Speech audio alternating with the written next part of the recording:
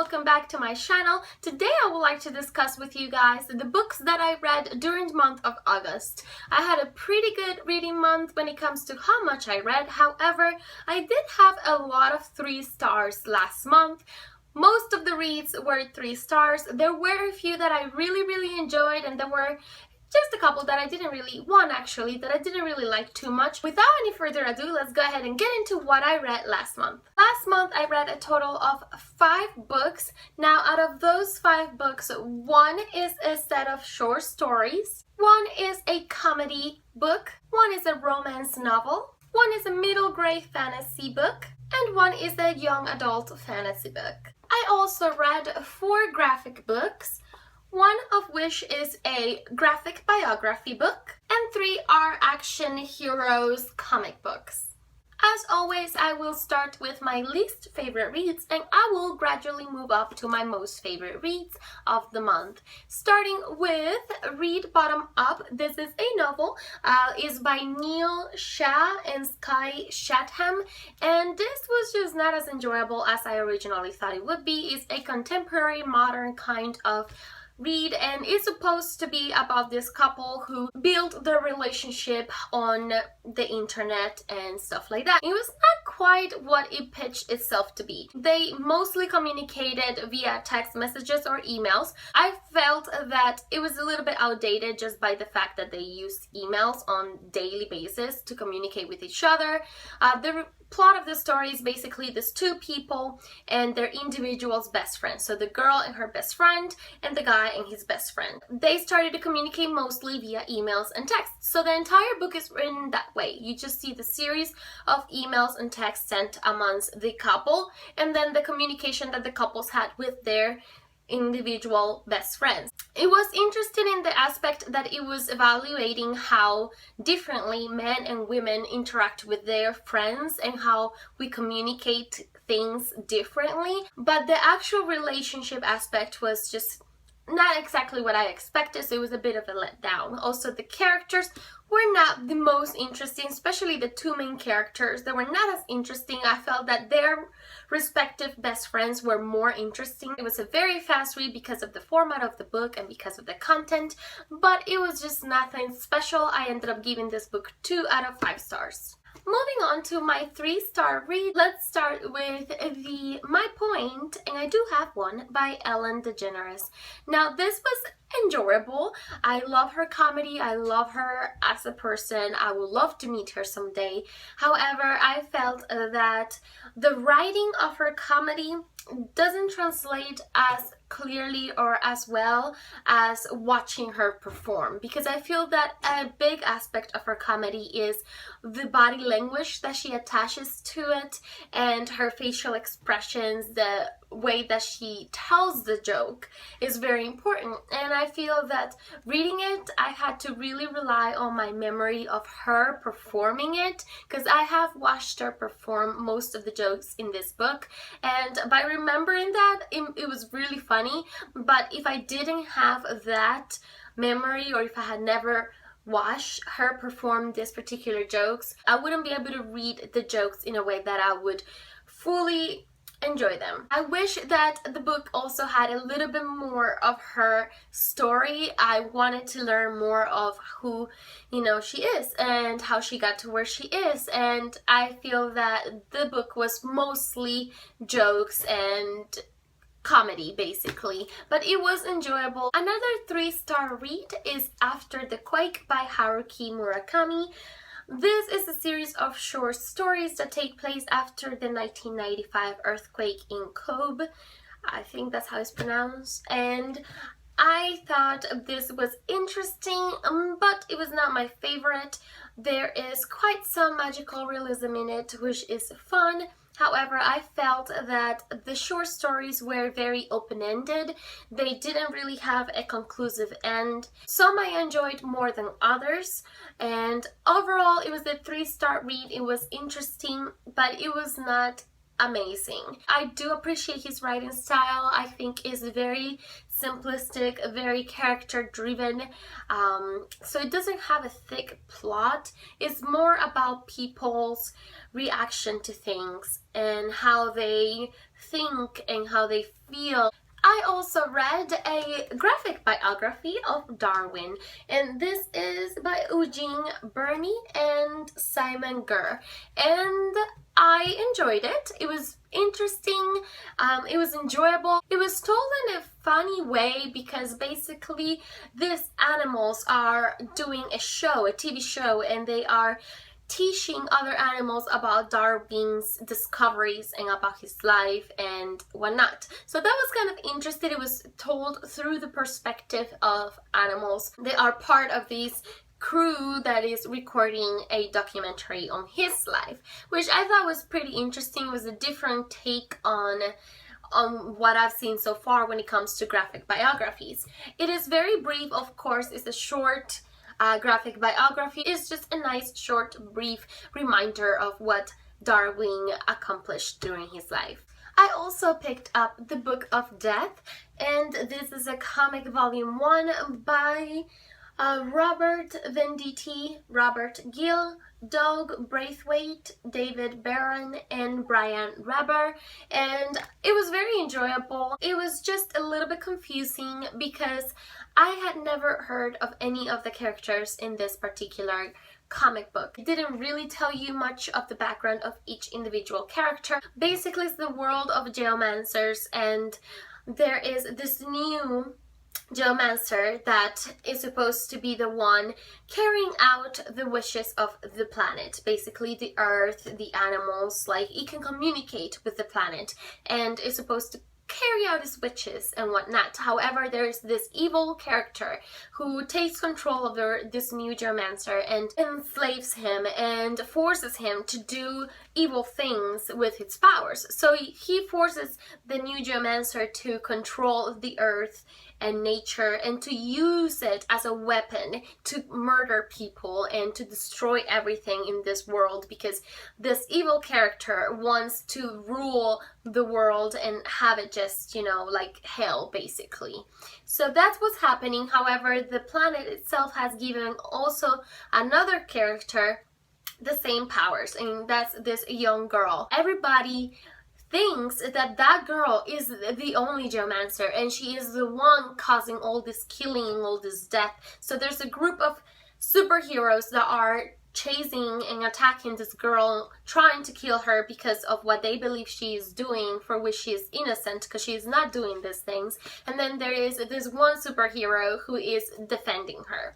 So that's kind of what the plot is, and I can't really tell you the names of who is who because honestly I forgot, because I've never been introduced to them and there's not much background on each of these characters. I did enjoy it. 3 stars. It wasn't bad, it was just not the best. Then I picked up The Fantastic Four, and this one is by Robert Aguirre-Sacasa and David Marquez. And this, I believe, is, yes, season 1. This is a hardcover, it's a beautiful edition. I do enjoy the Fantastic Four story, and honestly, it was pretty enjoyable. I liked it, it was interesting. It was nothing out of the ordinary. I don't know if it was because I've watched so many movies about the Fantastic Four and their origin, and I've read a couple other comics when I was younger about the Fantastic Four. So I guess I just didn't see anything that was extremely unique. The art was alright, the storyline was alright, but it's something that I had seen before, I had read before. So I guess because of its lack of uniqueness and creativity when it comes to doing something different with the plot, or I don't know, it was alright. I enjoyed it, I liked it. It was a 3-star read for me. Moving on to my 4-star read, I picked up Faith Volume 1. This is Hollywood and Wine, and this is by Jody Hauser, Francis Portela, Marguerite Salvage, and Andrew Dahlhaus. And it was enjoyable. When I read The Harbinger, I really did enjoy Faith as a character, and I did want to read more about her and find out about her life. However, I didn't give this 5 stars because it kind of spoiled me on what is to come from the Harbinger comics. I thought this was going to be more background history about her and her life, and it turned out to be about events that take place after the Harbinger Wars and after the Harbinger plotline, which again spoiled me on certain things that I didn't know about because I've only read volume 1 and volume 2 of the Harbinger series and the first Harbinger Wars. So I had not finished it yet. I hate spoilers, so I was quite upset actually when I got to that part and I realized that it was going to tell me things that I didn't want it to know yet. But I was too invested in the story to just put it down and not continue reading it. So I did enjoy it. I did not like the fact that it spoiled me on other things being a volume 1. I was hoping it wouldn't do that. And I was hoping to hear more about Faith before she became a superhero. I wanted to hear her side of the story from the Harbingers and whatnot. I would still recommend this if you finished the other series or if you've just never read them and you have no interest in reading them, then that's fine as well. Finally, moving on to my 5-star reads, let's start with The Girl Who Circumnavigated Fairyland in a Ship of Her Own Making. And this is by Catherine Valente. It's the first book of a series. I loved this book. I can't even explain to you how much I enjoyed reading this book. To my knowledge, it's a middle grade storyline, but it is written in such a mature, detailed, well thought, well plotted kind of way. It was just so fantastic. The writing is exquisite. It just has a beautiful use of words. It is so eloquent and so intelligently written that I just couldn't put it down. I needed more after each chapter. I just wanted more, and I can't wait to pick up the next books in this series. As you can see, there's a lot of moments in this book that I wanted to revisit at some point and to enjoy all over again. Let's see if I can find a really good one to share with you guys. The first phrase that I tagged says, when one is traveling, everything looks brighter and lovelier. That does not mean it is brighter and lovelier. It just means that sweet, kindly home suffers in comparison, so tarred up foreign places with all their jewels on. Those were all big words, to be sure, but as has been said, September read often, and liked it best when words did not pretend to be simple, but put on their full armor and rode out with colors flying. I just really connected with the things said in this book.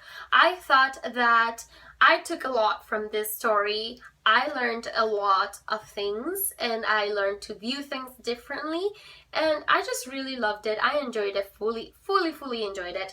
Totally recommend it to anybody who would like to read it, and I cannot wait to continue with this series. Then I finally read Queen of Shadows by Sarah J. Maas. I think the book picked up right away from the last book and it just continued on very smoothly. I adored this story. I have enjoyed every single one of these books, and I feel that each book that is released is better than the previous one. I didn't even really have time to tag it, honestly. I just devoured this book. There is only one tag. The quote that I just could not help myself but to flag says, "Then she smiled with every last shred of courage, of desperation, of hope for the glimmer of that glorious future. Let's go rattle the stars." I just loved that quote. I love this book. I think that Sarah J. Maas has done a fantastic job with this series. It's just so full of action and character development and plot lines and twists and turns. I personally adore it. Now, I can't even see what is to come in the next book. I'm so nervous. I can't believe it's going to be here soon because I pre-order it. I cannot wait to read it. I'm just so excited about this, you guys. I'm so excited. And I recommend this series to anyone and everyone because I obviously adore it. I'm so happy that I finally picked up this book. It is quite quite a big book, but it read like the smallest book ever because it's just so captivating. Her writing style is amazing. I was reading it and I was just thinking, wow, how does she manage to do this? She keeps you intrigued and she keeps you entertained throughout the entire thing, and this is a big book, but it was just perfect. The changes from places and from points of view was done just wow, amazingly well. So I cannot wait for the next book to get here. I'm just ecstatic about this entire series. Loved it, enjoyed it so very much. And I can't even put my thoughts together at this point because I don't even know what is happening, okay? I need to just get myself together and I will do a book review, just because I have been doing these book reviews for every book in this series and I plan on continuing with that. These were the 9 reads that I completed during the month of August. Now, I did read a lot of another book. I did not finish it. I'm pretty sure it is the only book from my TBR that I did not manage to finish. I got distracted with all the other things that I read. I read a total of 9.5 books, and that half of a book was from 1Q84 by Haruki Murakami. Now, this is a ginormous book, but I did get to about halfway through the book, actually, just slightly over halfway.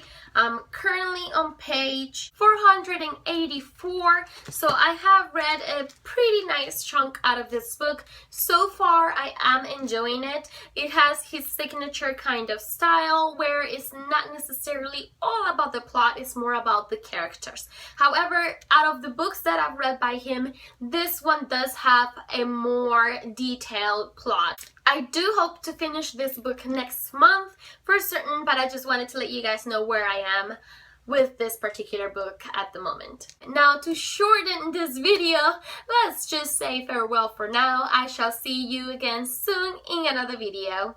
Bye!